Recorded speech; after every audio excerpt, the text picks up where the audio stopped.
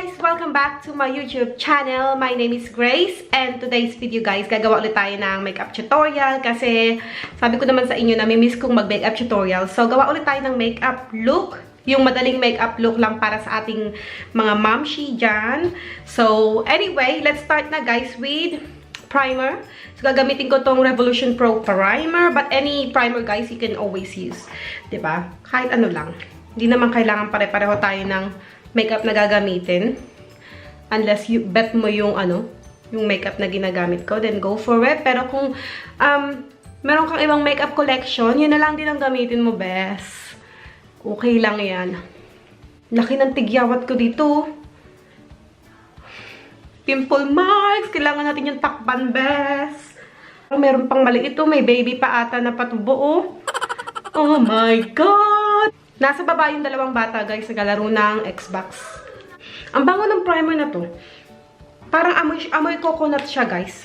Ang bango.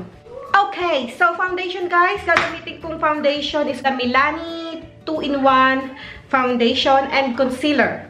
And this is in the shade number 6, Sand Beige. Sobrang thick ng foundation na to, guys. So, I'll probably start with 1.5 pump. Ayan, tignan nyo. Sobrang thick ng foundation. So, i-blend ko siya guys using my damp sponge from LA Girl. So, alam niyo ba guys, bet na bet ko na yung sobrang daling makeup tutorial. Yung magandang tignan pero easy to do. Parang ganun. Sa mga nanay dyan, wala naman tayong madaming time sa pagme-makeup, diba?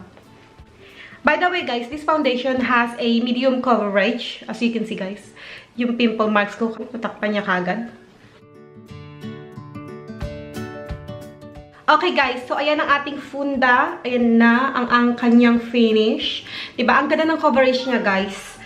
Medium to full coverage yung foundation. So next, maglagay lang tayo ng concealer guys. Ang gagamitin kong concealer is this one. This is the Revolution Conceal and Define Concealer in the shade C8. So ilalagay ko lang siya sa aking under eye area.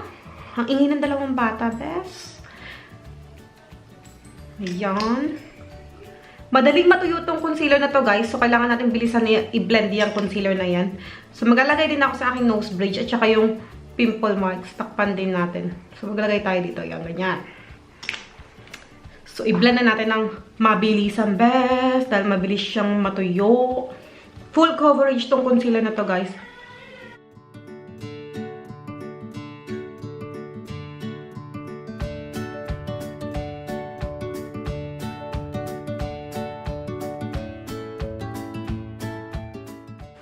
Yan, diba? Sobrang full coverage niya, best. So, ayan na guys, yung base natin.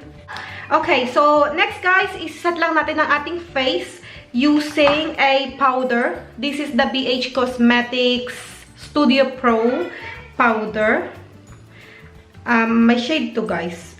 Shade 235. But I'm going to put all the name of the products that I use today in the description box guys, so you can always check that out. But this is what the powder looks like.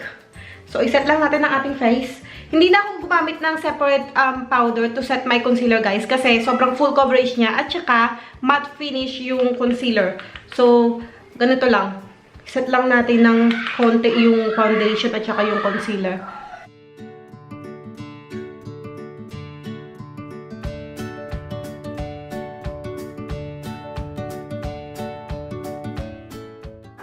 Ayan.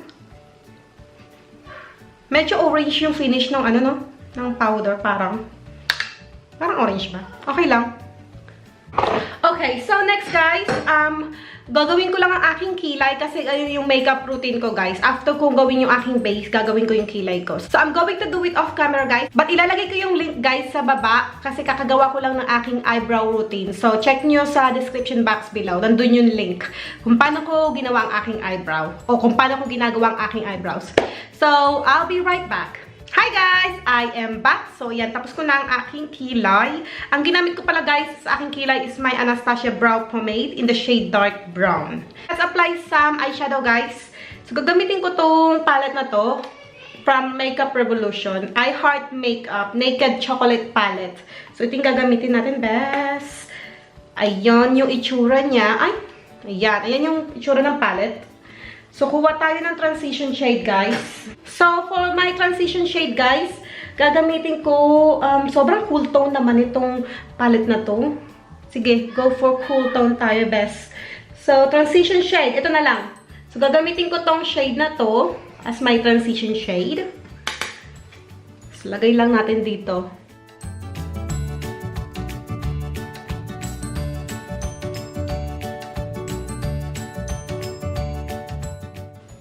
So, madali lang gagawin natin, guys, na eyeshadow. Konting eyeshadow lang.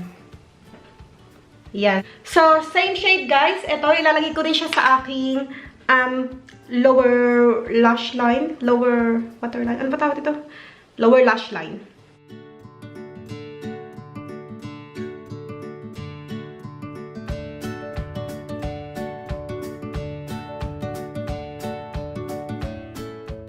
And then next, guys, kukunin ko lang tong shade na to. Medyo dark siya compare sa ating transition shade. Lalagay ko lang siya dito sa aking outer V. Hindi ko na siya ikakalat, guys, sa aking crease, ha? Outer V lang talaga.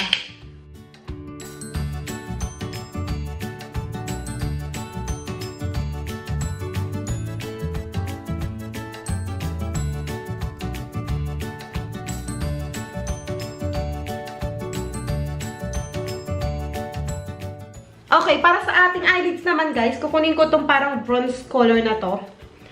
So, lagay natin siya sa ating eyelids. Like that.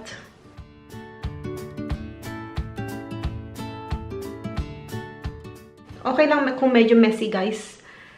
Okay lang yan.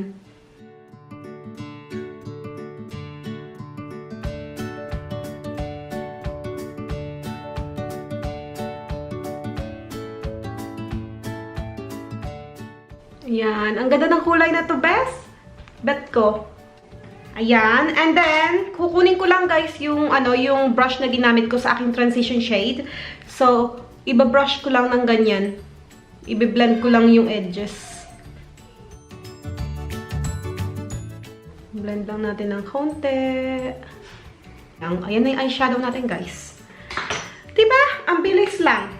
Ang ganda ng shade na to, guys. Parang gusto kong ilagay sa aking inner corner. Sige, lagay din natin sa inner corner.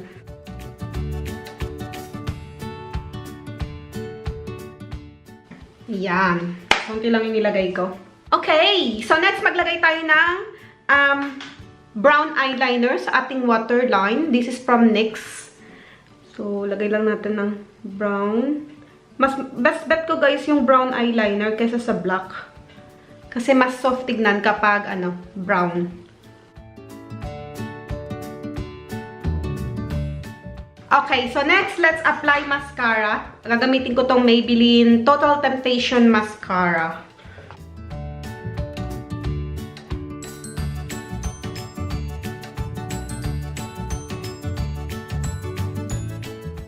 Ayan, guys, hindi na ako maglalagay ng mascara sa aking lower lashes, guys.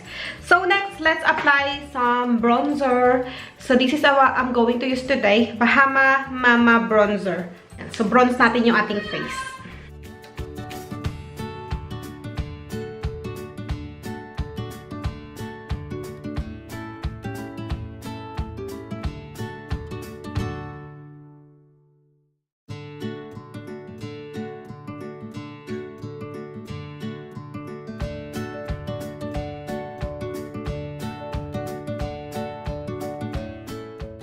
Ayan, guys. And then next, for my blush. So, gagamitin ko tong ZOEVA Luxe Color Blush in the shade Burning Up. Ayan yung itsura niya. Ang ganda ng kulay na to, guys.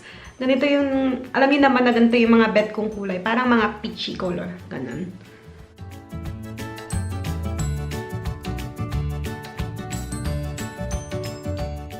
And then next, guys, let's apply some highlighter. Gagamitin ko tong the Lumanizer Quad. So, 4 yung laman niya sa loob. So, kukunin ko to, guys, the Merry Lumanizer. Dito. So, highlight lang natin ang ating face para glowy. Ang ganyan lang. Dito masyadong madami yung nalagay ko. Best! Okay lang yan. I love highlighter naman. Ayan, di ba? Pak yung highlighter na to. Dito medyo madami ang nalagay ko. Blend lang natin. Blend, blend, blend. Ayan. Blend din natin tong kabila. Kumikinang na ako, bes. Oh my God. Ang dami kong nilagay dito, oh. Blend natin ng konti. Yan. Blend lang natin ng konti.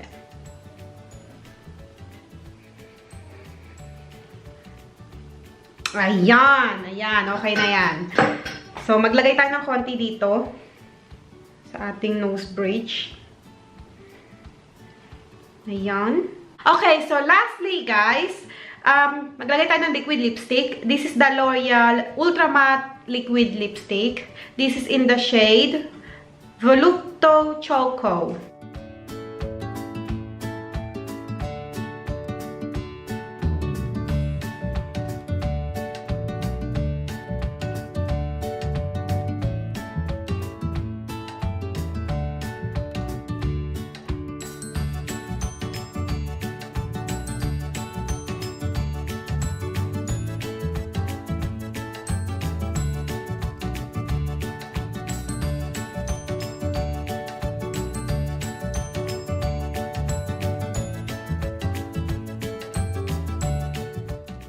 Guys, so ito na ang ating finished look. Sana nagustuhan nyo itong look na ginawa natin. At salamat po sa panonood. Lahat ng ginamit kong products, guys, like I said, ilalagay ko siya sa description box. So you can always check that out. Don't forget to subscribe to my channel. And I hope to see you next time. Bye!